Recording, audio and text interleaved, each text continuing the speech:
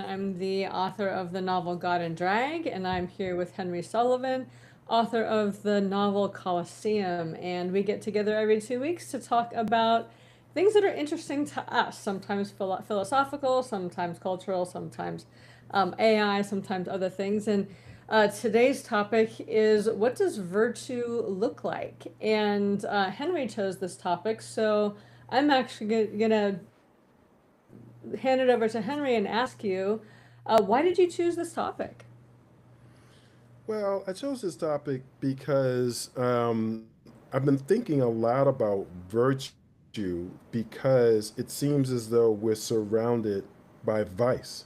Um, Hmm. I mean, all the corruption and all of the bad behavior that we see online and all it's just, and so it kind of made me think, well, what does virtue actually look like, and why is it that we're so mired in vice right now?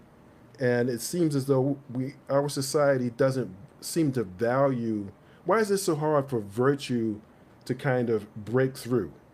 You know, um, it sort of reminded me. I lived in Chicago for 20 years, and like I don't know if you've ever been to Chicago and watched the evening news in Chicago, but it tends to have a lot of stories about homicides and robberies and stuff like this.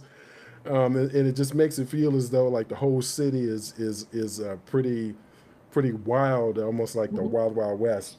And so I had to. I was in Minnesota for the weekend one year, and I was really struck by how like we were.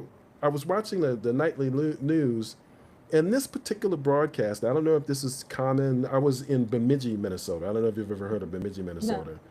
And they did a like 10 to 15-minute story on this little boy who decided that morning that he wanted to buy popsicles and just walk around town and give them away. Hmm. And so they interviewed him, they interviewed his parents, they interviewed like his neighbors, other kids. They had like this footage of him walking around giving popsicles away to people. They did that. And I mean, after like watching local news in Chicago for over a decade, it was just amazing to see that, but it's the kind of thing that is really Hmm. unusual to see that sort of thing nowadays.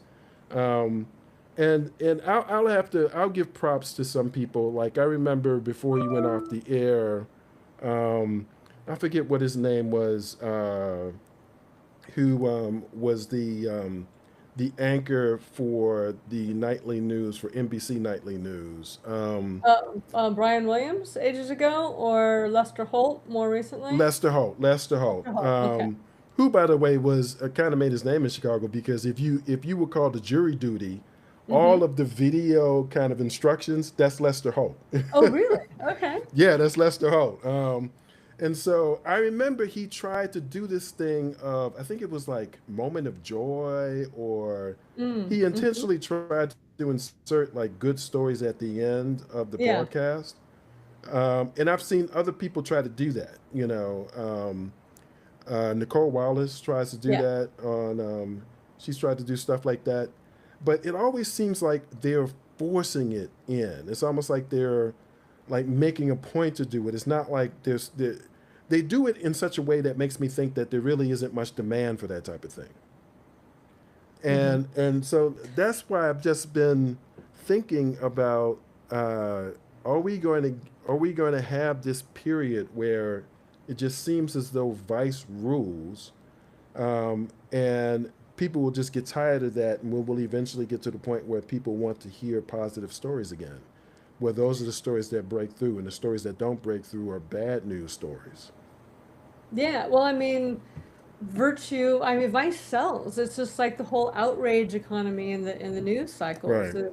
Whatever Mm-hmm. gets more clicks, whatever gets more shares, whatever gets more traction in terms of people getting eyeballs on a video, or clicks in TikTok or YouTube or whatever.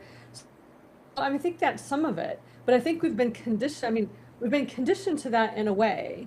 I mean, we have that initial, to me, response to things that are threatening, that they capture our attention immediately. You know, things that are safe Hmm. are kind of part of the environment. Things that capture our attention immediately are the things that are dangerous, and we've sort of become hyper aware of those things, and that's been jacked up in the news, so that now all we do is really hear about those things that continue to jack that up. So, and I don't know, because I remember there was oh, what was it called? Back when you could order videos from Netflix, there was another video place that had all feel good spiritual type videos and stories, and you paid your monthly thing. You got 3 per month, and I can't remember the name of it. And it never really took off in the same way, because the stories, they took a little bit more to think about. They took a little bit more for with nuance. It required you to be a little bit to be able to sit quietly for an hour and a half and watch a story versus having your emotions, jacked up over and over again. And I Hmm. don't know if they stuck around for a long time, or how well they did. And I think, it's interesting because vice is kind of like that thing that captures our attention, but Hmm. virtue is the things that we try to build into our immediate life. Like, we don't want to be surrounded in our immediate life by vice filled people, mostly. I mean, some people do probably, but mostly we want to be surrounded by virtuous people. So it's a real disconnect between, how we want our lives sculpted in our personal relationships, and, what we give our attention to, in the larger world. So I don't know. I mean, I know I've stopped watching the news. There's if things are too violent, I don't watch them. Like, I try to train my eyeballs on things that, aren't trying to capture um, that nervous system response. Just to Hmm. be able to hold my eyeballs on something. So I've tried to be intentional about that. I know people who are doing that, but I don't think we're in the majority. I think we are in the minority, and I don't know how you make that swing back from, vice to virtue, because there is all this thrill. Like, even as a writer, like, this, people live vicariously through stories, and Hmm. there's a little bit of a thrill to live vicariously through the vice of characters, whether it's on a screen or in a book or something like that, where you can experience those things without actually indulging in those things. So Right, there might be a little bit of right. that as well, right? You don't want to, yeah, you don't want to be a bank robber in real life, hopefully, but the thrill of it on a Hmm. page might be kind of fun. I don't know. So I'm not sure how to answer that, but I do think that most people prefer virtue in the sense of just like niceness and calmness. Like, I think virtue sometimes has a bad rap because it's like it expects so much of us that we're supposed to be perfect and good and not have a bad thought and not do anything that's, a little viceful. Like, I think it has its own baggage. So I'm not sure. But back to you. I'll toss that Well, back to you. you said a couple of things that are interesting. One, you said um, you don't know how many other people feel a certain way, like about virtue, Mhm. and that's an interesting question. I mean, is it the case that virtue is just quiet and vice is just loud, or at least right now? Mhm. Is that the case? And it might be the case that there are a bunch of people out there, like there might be something closer to a majority of people who are actually interested in more positivity. It's Mhm. just that since no one's really talking about it, nobody, it's hard to really gauge that. Um, and the other thing that struck me, I was listening to a podcast, and one thing that the person said makes a lot of sense. So, and the way that I'll explain it is this way: is I remember in our early conversations you talked about this this world that you were working on, where it's a Mhm. little bit of a I don't know. I don't want to put words in your mouth, but it sounded like you were basically trying to come up with an alternative to capitalism, where a world in which people would be, you focused on the outcomes where people are happy and they feel fulfilled, and everything. And so, how do you get to those outcomes Hmm. by structuring society differently from the way our society is structured right now? Yeah. And the reason why I brought it up is, and this was mentioned in this podcast that I'm thinking of, is that if you think about it, there was a time when there was an alternative to the society that we have, and that alternative basically stated, our people are happy. This is the right way to go.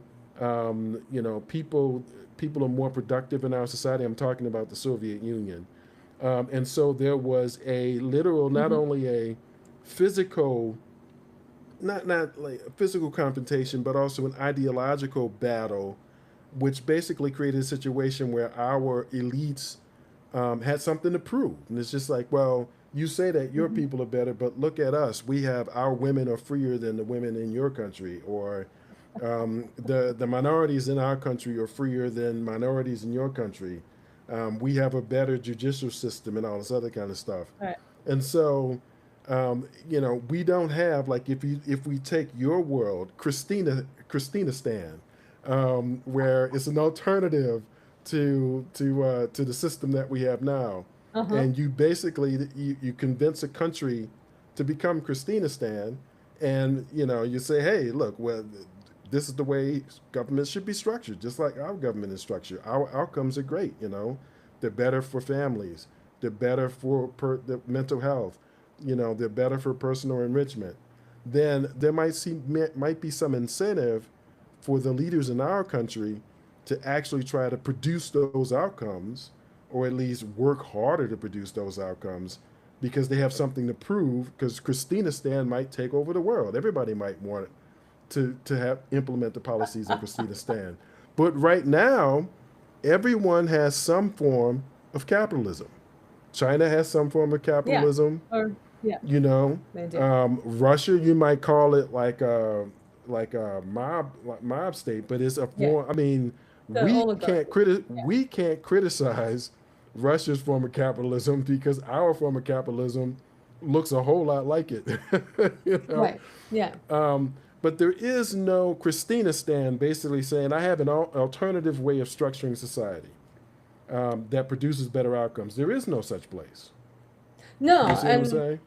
well, no, I totally get what you're saying. That's why I'm like fantasizing in this book series because I think it's an interesting thought process to go through to see how things could be structured. Because the whole premise of my society that I was building for this series was what would a society look like? How would it be structured if the dominant values were personal and collective well-being versus the movement of capital and the hierarchy and structure of those things? Like how would that actually be structured? What might it look like? What would people do? How would they feel fulfilled? All of that kind of stuff.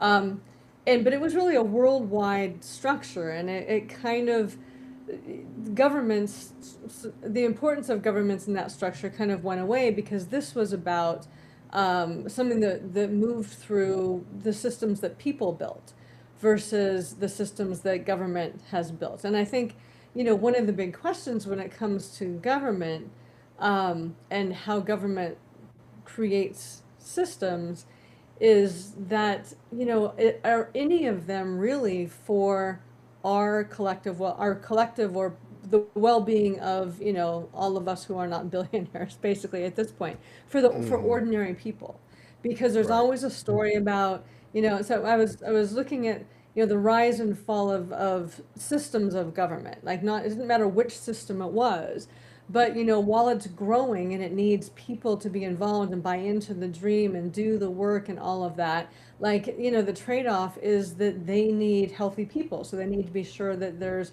good infrastructure for food and that kids who are hungry get fed. They need educated people, so they need schools, they need universities, they need these things, but they're not doing it for our benefit. They're doing it for the benefit of the system. And then when you get to a place where, and welfare, I don't mean welfare, well, welfare states generally speaking, and um, social welfare stuff and social security and retirements, all of those stuff go along with the building phase of something because they need more and more people who buy into that system. And then when you get to a place like where we are now, where fewer and fewer people are the big beneficiaries of the system, and it does not need people as much as it did, and programs are cut, things are cut, and it doesn't really matter what happens to us at this point because we're not needed anymore. So none of those things that are put in place as a system of government, no matter what that government is, or a system, an economic system, no matter what that economic system is not put in place for our benefit. It's for the benefit of the system. It just looks like our benefit for a while. So for mine, I was looking at if those systems broke down and we created these different systems from scratch, and our collective value was personal and collective well-being, how would we create systems that actually brought that about without there being some kind of top-down hierarchical class that was ruling everything? So anyway, and it's still a question, there's still parts of me like, yeah, that part of that system. It was my thought experiment during COVID as I was walking around trying to figure out how could you restructure something or unstructure something or create a new structure based on values that actually benefited the well-being of people and are personally and collectively rather than the well-being of the systems that we are part of. Hmm. Yeah, and I mean, it is sort of interesting because early on in this conversation about artificial intelligence, it seems as though um, leaders in enterprise were almost gleeful at the idea of laying off large parts of the workforce. You Right know, after and, they said, "Oh, AI is going to save the world," right, and we're going to have this wonderful thing for humanity, but we're going to lay everybody off, so it'll work itself out. exactly, Yeah, right, exactly. Um, and so it became, I mean, it wasn't so much a slip, but it became really obvious that these people don't really like employees. It's just like if I could have a corporation right. without Yeah, people, then I would be really really happy.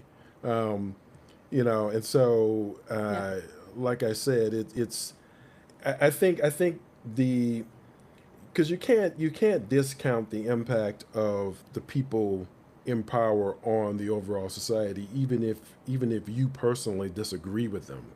right. They still have a lot of influence on society as a Mm-hmm. whole, Yeah, um, and especially if they're not really competing to be good in the commons sort of sense of the word, like yeah, good for the greater good. They're right. competing to have more money, or they're competing to have Yeah, more power, or they're competing to have more influence. They're not really competing, so that for more and more people to view them as good people. In fact, it seems as though some of them are competing for more and more people to view them as bad people because that's cool. And that kind of goes back yeah. to what I was saying Well, about how it I was just. watching. Go ahead. Go ahead. I was gonna say that I was watching this thing today that talked about how when they were doing brain scans of people and that the brains of we would call them billionaires now, but people for whom there are no consequences. When you have enough Hmm. power and money that you have no consequences, it actually changes your brain structure so that you don't operate in the same way that we all operate, the rest of us operate in a space maybe not of virtue, but of a certain level of reciprocity. Like I expect you to basically follow the law so that I basically follow the law so that everything moves forward. And I bring this back to traffic laws. Like if we were all running amok on the streets, there'd be a lot of dead people and ruined cars. But if I trust that you and most people are generally following traffic rules that I can anticipate, and that I generally follow the traffic rules that you can anticipate, things continue to move. But if you are somebody for whom there are no consequences, you can just run your Cybertruck over everybody, and it doesn't really matter, and creates this whole mess of things. But the story, what I wanted actually to say in the beginning was um, the story that all of these guys told, always guys, that the story that they all told in the beginning was how wonderful it was going to be for humanity. They told us the Jetsons story. You Mm-hmm. know, we're moving into this future, and we're going to have all Mm-hmm. this stuff, and the people won't need to work anymore. Everybody's going to have an income. We're all just going to like relax around. And yet, they didn't want to participate in that story. They just wanted to capitalize on that story. Right. So it doesn't really matter what really happens to most of us, because the story is all about winning and making the most money and the shareholders and the whole thing. I don't know. The whole thing really doesn't make any sense, because if you don't have people, then ultimately that game goes away regardless. Like, it's just, it seems like there's this weird psychosis where that's completely divorced from any kind of potential reality. And it's all like, well, this is the story we're telling ourselves about what winning AI might be like. And then if we don't need people, and we've, basically none of them have jobs, then, we'll just figure that out later on, or, whatever it is. But like the whole thing, when you look at it, like things aren't connected to each other. Um, so it does still seems like a house of cards to me. Well, that definitely, that's another thing I've thought a lot about recently, which is, I mean, because to be honest with you, I thought that we would be seeing a much more dramatic financial collapse a lot sooner than this. Hmm. Because I mean, if you think about it, when was the last time in our lifetime we were living in a country with a war, with tariffs on every country in the world, a lot of political instability. We not that long ago we had a pandemic. Not Hmm. many years before that we had a global financial crisis. I mean, it just seems as though we're living in this building that's had like all of this stress on it, and Yeah. it's hard to believe that the building hasn't collapsed sooner, that it's taking so long for the building to collapse. And I've kind of come to the conclusion that what it is that the financial system, at least, is become so separate from reality, Hmm. the stock market and everything else, that really all you have to do is just treat it like a game. So Yeah. like recently when Scott Bessent had the U.S. government purchase billions of dollars of Japanese yen, Hmm. um, it's just like, well, what we needed to do that because given all of the other pieces in the financial system, that would basically prop up Yeah. something else so that everything won't collapse. Right. I mean, it kind of goes to what I Yeah. was saying 2 weeks ago, which is you've got like 7 companies in the stock market that are basically loaning each other billions of dollars, and they're just passing that loan around to the point where it comes back to the last person as income, and then they just do it all over again, and they Yeah. just keep passing it around. And it seems like that wouldn't be sustainable, but at the same time, if the whole thing is contrived, Right. in other words, if it's all BS, Yeah. It's all a game, and everybody just keeps playing the game in if ways it's that they can make it win. exactly, and if Yeah. everybody's in on the game, then why would it collapse? As long as, I mean, if it's literally all up in the air, then what's going to cause it to fall down? And it really does feel like that's the situation that we're in. Not that our concrete circumstances are Right. not being impacted by all this. They are. If you look at the jobs report this morning, it's like, oh, well, duh, we lost Yeah. 23,000 jobs in July. And I mean, probably more than that. But, it's not surprising What a that shock. July Yeah. was a job loss Yeah. month and not a job gain month. That's not surprising at all. You know, No, and when you look at some of the players who are, and you're on a lag for me. Sorry if I cut you off, because you're kind of in no, and that's out for okay. me. So I apologize for that. We've had a thunderstorm, which means that all of my stuff here is variable, and it could go out at any time. Just so you know. Okay. Um, but I think at that meta level of playing this game, there's a lot of things going on to prop up the system. So a couple of things that were like when the original part of the Iran war, when it seemed like we were going to be running out of oil at a particular thing, like, that by summertime, by July, there was going to Right. be no jet fuel. There was going to be all these different things, and all this collapsed because of the way that things were structured. Well, China basically stopped importing oil, and other Hmm. players began to shift things around so that there would not be this massive squeeze. And so, like buying up the yen, there was something so that that would not be that massive squeeze. And all these AI companies propping up each other, which is interesting because I was listening to Patrick Boyle, and he was making the case that all of these companies are priced as if each of those companies is going to be the winner in the AI race, but there's Right. probably only going to be one winner. So what happens to the rest of them? But since they're all so interconnected, it might not be as much of a stumbling block as it might be if they were completely disconnected. So I think the players in the games are trying to keep that the stability going at a certain level so they can continue to make money. But also because going into any kind of a global recession or a global depression is not good for any of them, and not good for anybody. So I think at that upper level game, things are just kind of played out, and we're going to fix this scenario, we're going to do this thing, we're going to do this thing until at some point it might collapse, or maybe something will happen where things begin to transform in a different way. But yeah, it's been interesting to watch. Like, well, this is a crisis coming, and then, no. But now we're back at war with Iran again, and if nothing gets through the Strait of Hormuz, and there's still this oil gap, that might, we might still have another kind of shock later on in the fall because everybody's running out of reserves, and all the things that were cobbled together to keep it going are kind of dwindling. So who knows? Yeah, exactly. I mean, and honestly, I think that oil is the thing that will wind up doing it because Mhm. oil is an actual physical commodity, Yeah, and there is a literal amount of oil out there. yeah, It's not like that's not a number you can make up. right. And so it seems like that's the thing that might bring it all down.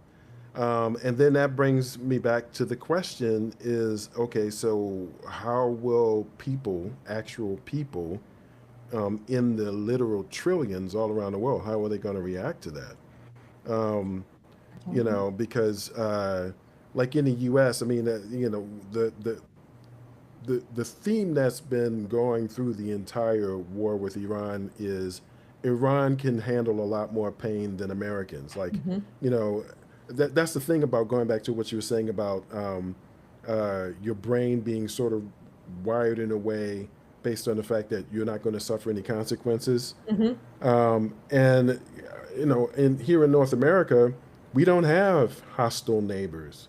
Right, The idea we know Mexico and Canada are not going to attack us. We know right. Yeah. that. So we don't actually need to defend ourselves against Mm-hmm. those two countries. Yeah. Um, so we can go all the way to another part of the world, and people don't. Well, I mean, people have been against the war from the beginning, Yeah. so I definitely want to, note that. But at the same time, the actual like real grumbling won't happen until gas prices go over $5 a gallon or whatever. Yeah. Um, Where you they're know, not s- already. yeah, exactly. I guess they are in certain places. I mean, Yeah. because we're always talking about the average when we say Yeah. like 420 or whatever. It's always the average. Um, but it really brings it back to are people going to look for more virtue in their lives if and when things become really bad, or are people just going to double down on vice? What's going to happen? It's hard to say. Well, and I think you have different kinds of people that respond in different situations. You've got the people, like if you just break it down into people whose first inclination is to fight. There's Mm, this constant thing, I've got to go out and battle. I need to take my gun everywhere. I need to do this. I need to do that. Everything is about fighting. Those hmm. people are probably going to respond with more of those kinds of vices. But I would imagine, like during the pandemic and during other times, that more people would become somewhat more virtuous because in times of crises, we need each other. Like I know in living through Helene, we were ground zero for Helene, and it was people wouldn't have survived without neighbors. Like my little condo complex, we were doing things like, I assigned myself the job of hauling pool water to people so we could flush our toilets. And I Oh had wow. a kid who was going to help me because he needed volunteer hours for his to get his high school diploma, and he couldn't. School was out for a month and a half. And Hmm. so I was his volunteer director. And so he helped me with that. And other people assigned themselves other things. And we all worked together to be sure that neighbors who needed food got food, that people who needed water got water. And we were not unusual. That was the, all around here, that was the theme, is everybody was helping everybody because nobody had electricity, nobody had water, nobody had any of these things. And the way that you kind of have the social security in the deeper sense is that you have a secure social safety net, with your friends and your neighbors, and not just isolating yourself from people. So I think under stress, you have people who become crazed, and there were some of those people, in Helene too, that kind of went over the edge. But you had more people who were like, oh, this is now where I really need to tap into my community and become more community minded. So I would hope that more people would become like that. I don't know. Well, the other conversation that I've heard on different podcasts, and it's usually an aside, which is someone might mention that in their network they know people who believe that since they volunteer at food pantries on Hmm. like Saturday, that it's okay that they spend the rest of the week basically cursing people out online, Right. Right. and attacking people online. That one day of volunteering at the food pantry kind of absolves them of all the horrible things they say to strangers on Twitter and Facebook and whatnot. Right. And so I think that might contribute to this sense that there's way more vice than virtue, because normally if somebody's saying some nasty thing, some stranger saying some nasty thing to you on social media, the last thing you imagine that same person doing is volunteering at a food pantry on once Right. that week. And chances are that person is not using their real name. Like, I think the whole that this what if Oh Mike no, in they're not Christina using their Stan. real name. No. So in Christina Stan, right, the iteration of the World Wide Web or whatever internet, it's a whole different thing. It's kind of gone through some different variables because that you for the one that everybody uses as public facing, you have to use your name, you have to be yourself in that sphere. And like that part, that's the good behavior sphere where you interact with people and you have got to be that kind of upstanding person. And then there's other ways for people to be more anonymous and doing gaming and things like that. But that has been one of the huge things I think that has allowed a lot of this online vice to proliferate, or the online violence and social media to proliferate, is that people are able to not to operate under their own identity. And if they were out there with their own identity and their bosses and their friends and their neighbors were seeing what they were writing, like that's a way for people to have a constraint against that, because we see that in when people are uncovered, that they lose jobs, they lose friends, they lose family members. Hmm. And Hmm. so having that kind of social responsibility is one way that we control ourselves from becoming completely unhinged online. Yeah, that's true. That is true. So you're saying in Christina Stan, Yeah. I forget the name of the of It's the not, it world that doesn't you really have, so there's a novel name, but the world itself doesn't have a different name. It's not Christina Stan. It's the world as it is in this book. okay. So you were saying, because I do vaguely remember, because this was when we first started talking actually, and you I remember you saying something about there being like as part of the commons, there's a virtual dimension to the commons, and so everyone basically has an ID that they use to contribute, to receive information, to Yeah. share information, and so on. Yeah. Um, and I agree that if the only way that you could interact online was as your real self, kind of like you know all of the all of the constraints that we have in real life, where you can buy a fake ID card or whatever, Hmm. but you got to go through a lot of trouble to do it. So what most people have is their actual driver's license or their actual passport or whatever. And it would be the same way online, where you can go through Yeah. all of the hoops to get a phony ID, but it's not nearly as easy as it is right now. Right now, it's literally easy. You know, you can have multiple Yeah. identities online if you want to. Oh, totally, totally. And like so in the what I was envisioning, kind of like where I would like to be is that we have a sphere where you are, it's the public online digital virtual sphere where it is this large community where you are yourself in that community. Hmm. And that's your public facing thing. It's how you get your, money to live or whatever it happens to be. And there are other avenues because people need some other kinds of outlets, but everybody knows, like, but you don't have to use those outlets. Like right now, all we have is the one internet and the dark web, and social media as it is, where, you can show up as your regular self, you can say something, you can have all these trolls, bounce on you for that, and you can't get away from it. There's no, your only option is really to leave, or to confine your internet, or your social media to certain people. Like on my Facebook, I've got it down to just only my friends can see what I say, mostly because I don't interact with anybody on Facebook anymore anyway. But I just got tired of everything being out there, and I just made it so that I can only interact with my friends. But right now we don't have a choice really. If you're going to Hmm. interact on social media or socially online, you have to interact with the madness.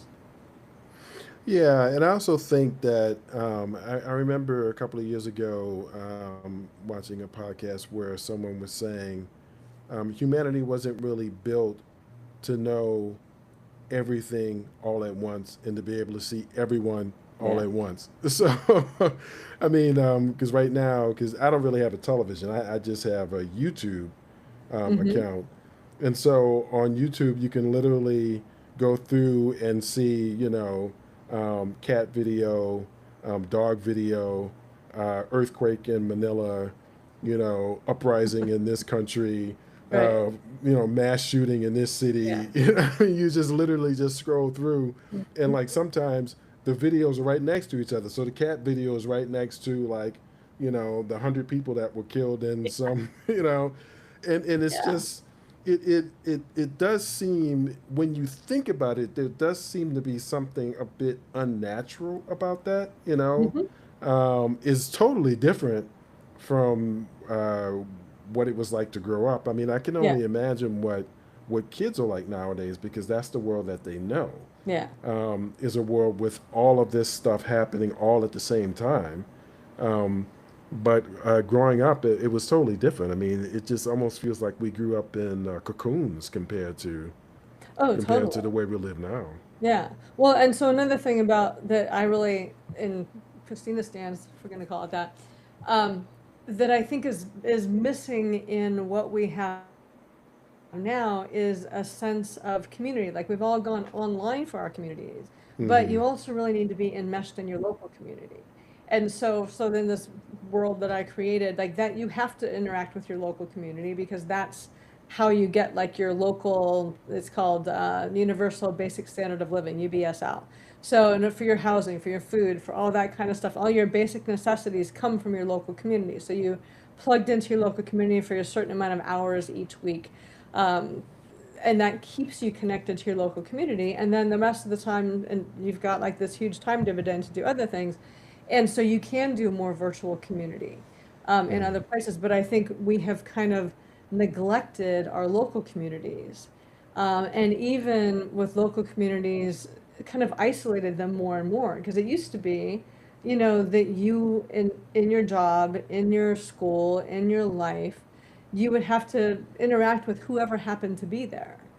And we've gotten to be a little bit more siloed in who we are interacting with in person and online. So Hmm. our online, I only want to talk to these people, has been replicated for a lot of people in their local community where they don't know their neighbors, but they know the people in this particular group, whether it's a church group or some other group, and that's their whole sense of local community. They don't have to interact with their neighbors. But I do remember, because when, I don't know about for you, but when I was growing up, like nobody really had any real idea what people's political party was, unless they were really close friends, maybe, how much money they were making, all those things that people are so hyped up about now. What do you believe? How are you demonstrating how much money you have? All of this kind of stuff that seems to be part of the conversation. Oh, and politics. Nobody knew what their politics was. But now, like, that is how we divide each other up. And we find our little micro communities, where before it was just like whoever happened to be on your street, that was your community. And I didn't really know what they were all about, unless they chose to be really outgoing about that. But now, like, those are front leading questions and judging whether you're somebody that I want to spend my time with.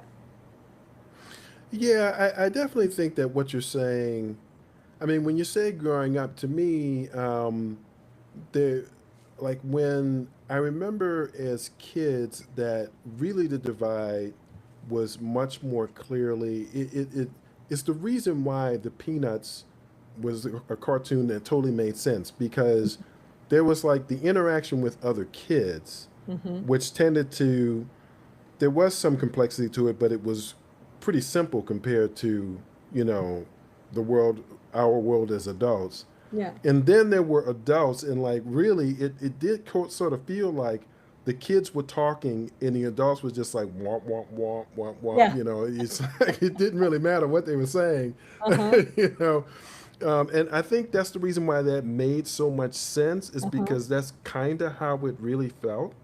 And then Yeah. once you got into like the teenage years, there were a couple of different, it's almost like you were at a crossroads of a sort. And then that's when people Mm-hmm. started to develop interest.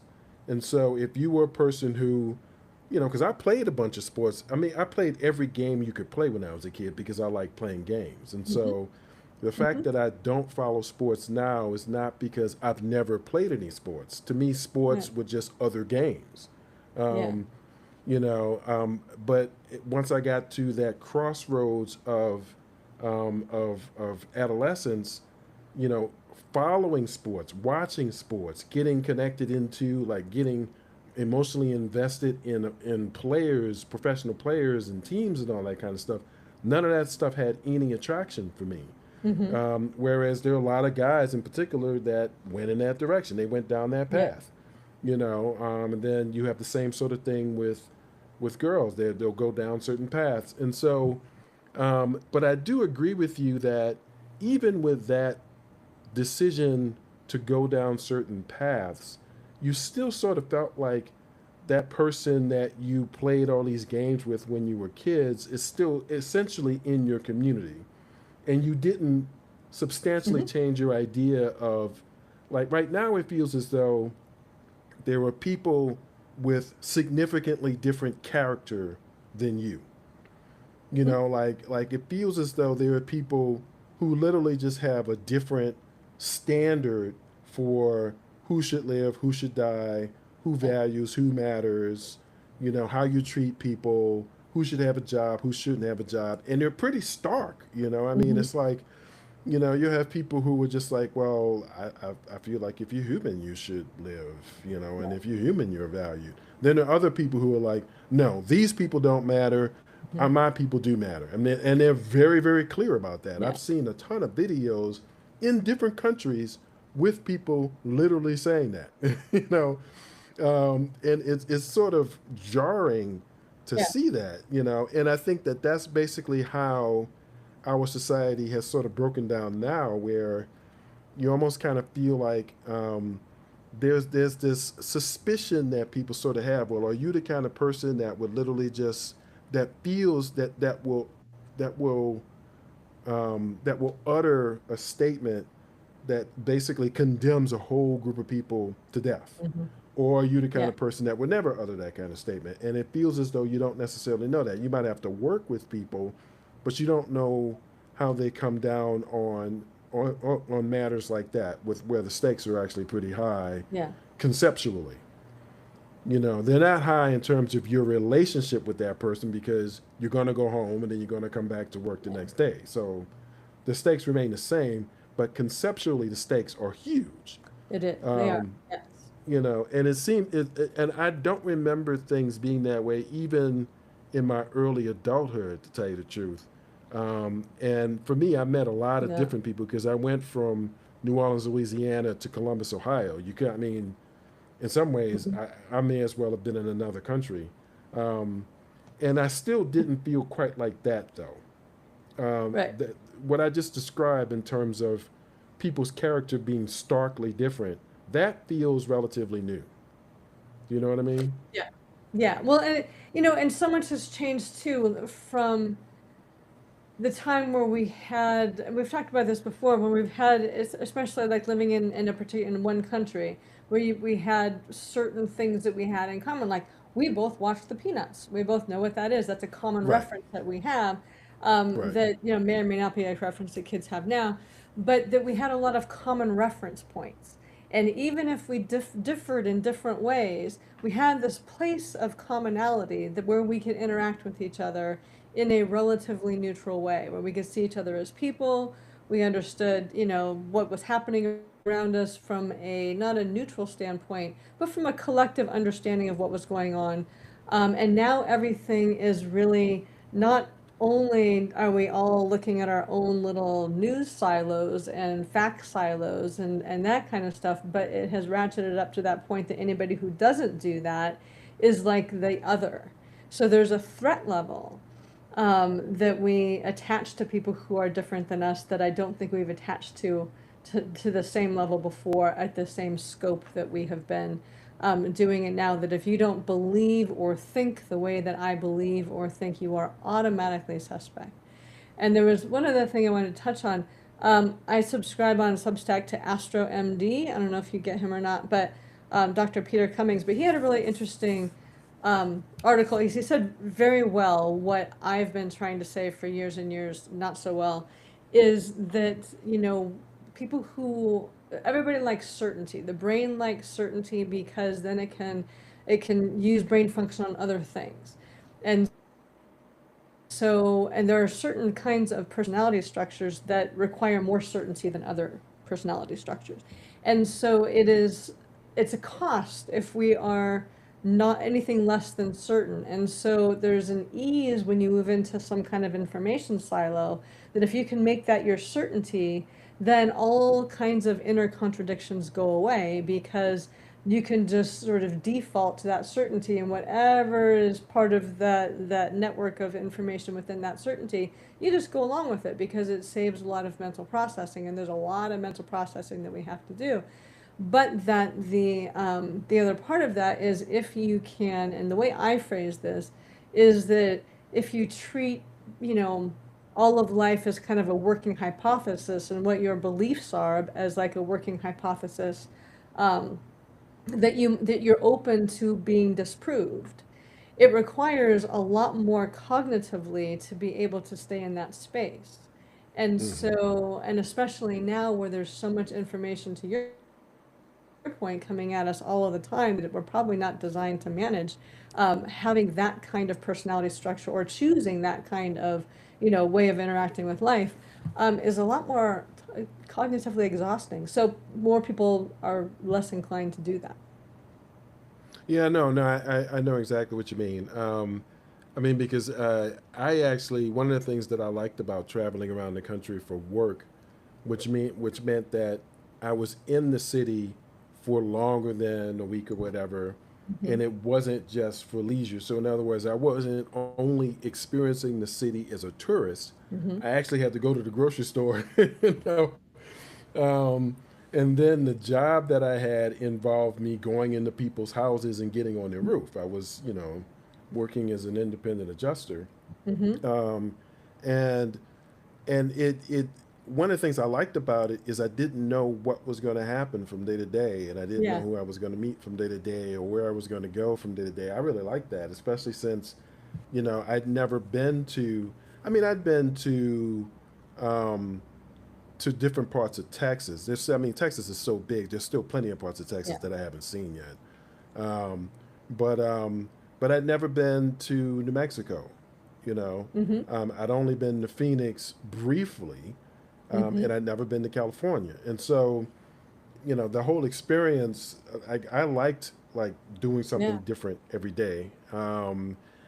Traveling gets kind of tiring, and so I'm Mm-hmm. not saying I want to go back to that, but at that particular moment in my life, it was really kind of an exciting thing to do.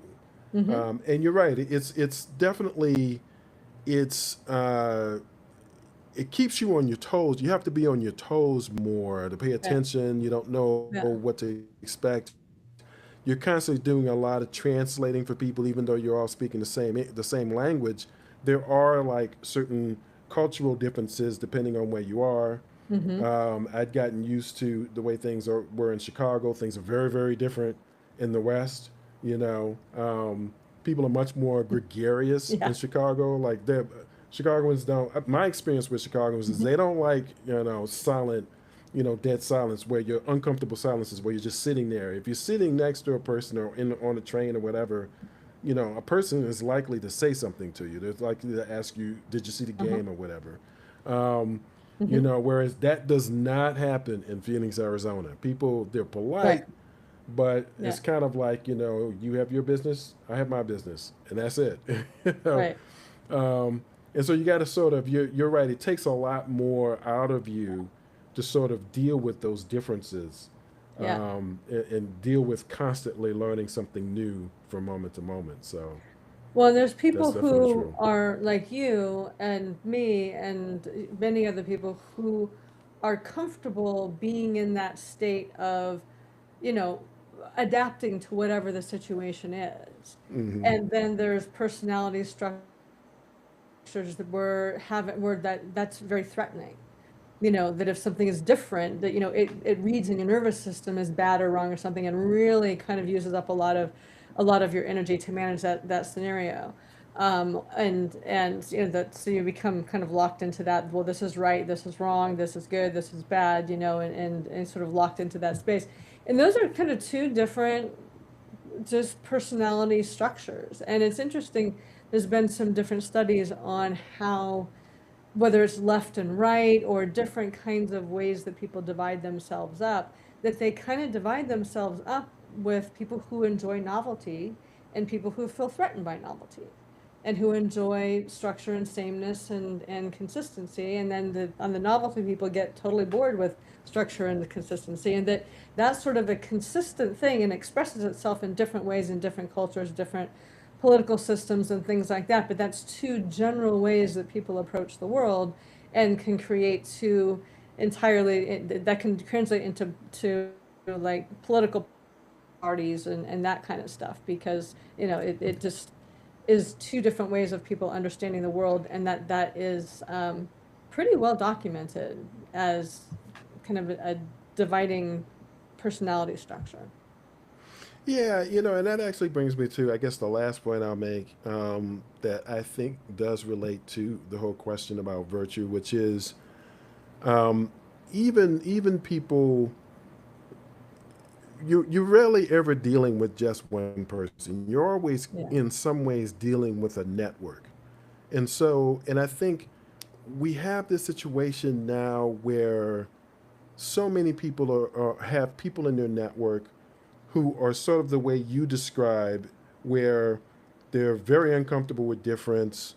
The world has to be a certain way, and often they have kind of a bully sort of personality. And so not only Hmm. do they feel that way, but they need to sort of bully everybody around them to sort of at least act as if that's the way they feel, Yeah. regardless of whether they feel that way or not.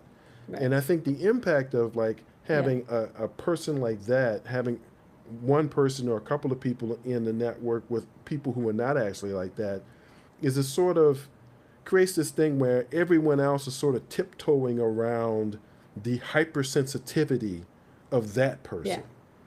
Yeah. And Yeah. to me it really explains, because Paul Krugman said something that I thought was very interesting. He was talking about why it's so hard to figure out what's actually going on with people's economic situation nowadays, Mhm. because it was less so years ago because this is a survey that a couple of different outlets would do going all the way back decades, right, where they would ask people, how do you feel about the economy and all this kind Hmm. of stuff.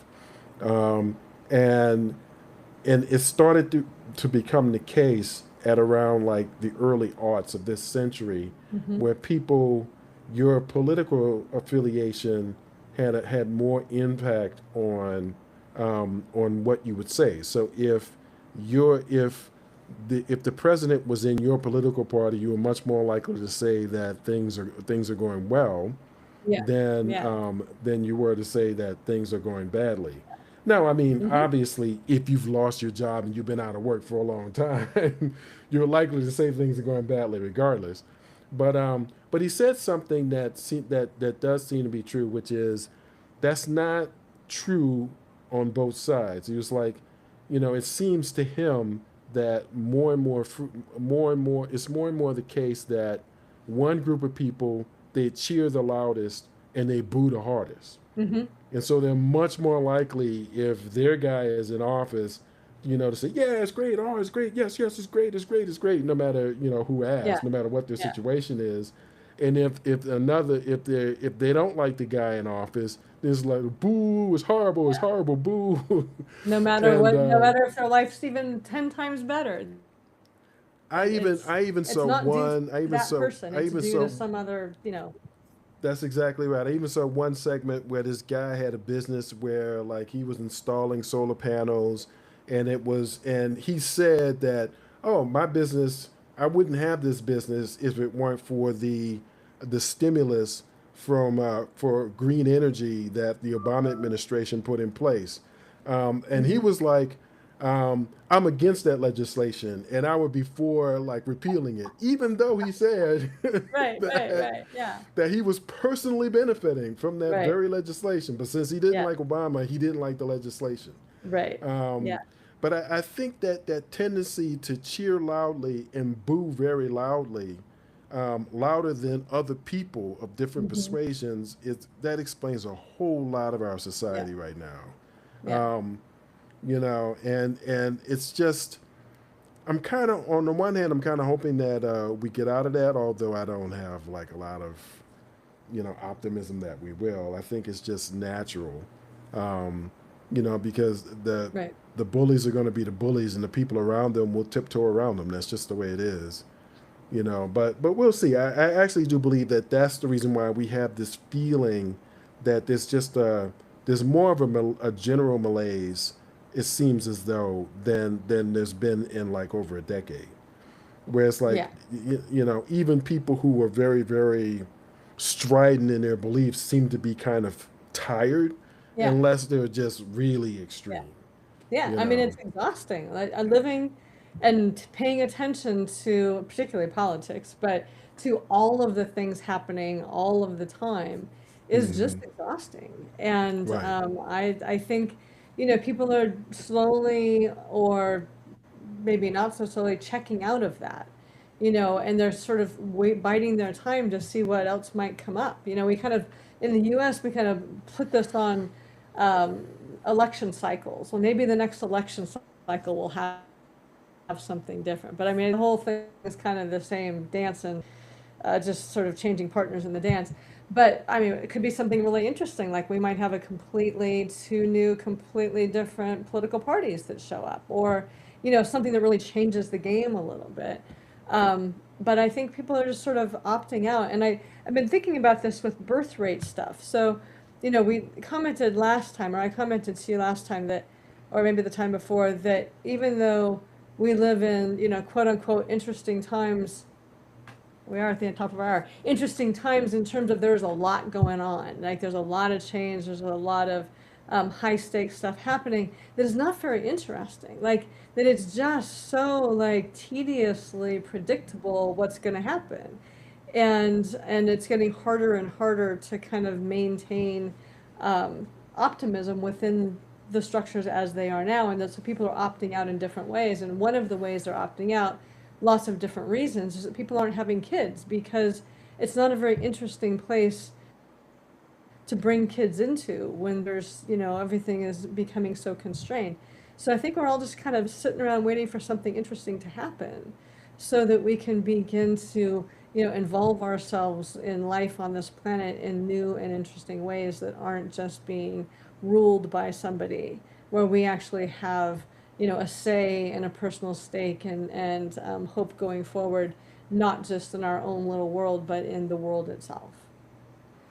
Oh, okay. Well, I think that's about as positive as we can get to.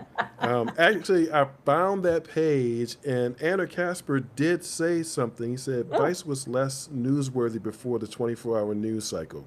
yeah, totally. Um, yeah, I guess there's some truth to that. I guess since I'm a news nerd, though, I really liked CNN when it first came out. Though I mean, I used to watch CNN way back in the day when Uh-huh. Bernard Shaw was was Yeah, I the remember anchor. Bernard Shaw, yeah. Yeah, yeah, yeah.